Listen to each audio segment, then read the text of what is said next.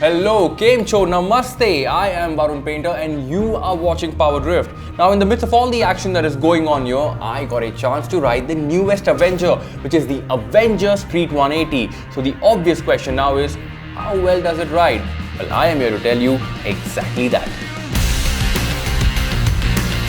So the Street 180 comes in for the now discontinued Street 150 and it is powered by a 180cc mill that we have already seen on the Pulsar 180.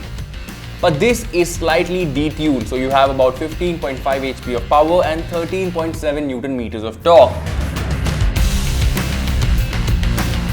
The engine feels surprisingly smoother than the Street 150 that we rode last year, and the vibes only creep in if you're aiming for the red line. The clutch is light, the gearbox is not plonky anymore, but I still felt the fueling to be a little laggy. The Avenger family was all about comfort and the 180 feels no different. The ergos are relaxed, there is no pressure on your handlebars when you're riding the motorcycle, and the pillion seat also looks comfortable. We shall continue talking about comfort for just a little bit more because Bajaj have now increased the rear suspension travel by 10 mm. The earlier Avengers did have a problem of bottoming out while two-up riding, but this should solve all of that. Up next is braking, and that is where my biggest gripe lies. On the front you have a disc, but the rear still gets a drum. Considering this to be a cruiser where the application of the rear brake is more than the front, Bajaj should have given this an optional disc brake variant at the very least.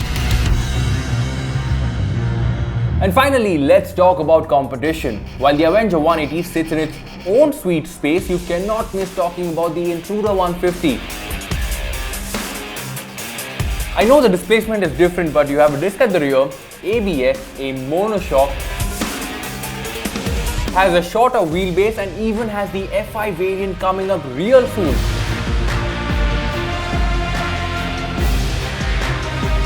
But the Avenger 180 makes more power, has a bigger fuel tank, and at Rs 85,000 is almost 15,000 less than the carb Intruder 150.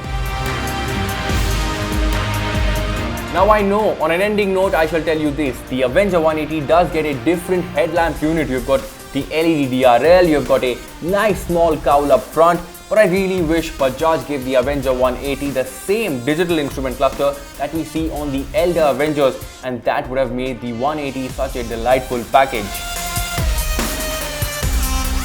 So that is about it. I hope you guys enjoyed watching our first impressions of the new Bajaj Avenger Street 180. If you want to see more such content, then I would highly recommend you to tap that subscribe button. But more importantly, keep your notifications on.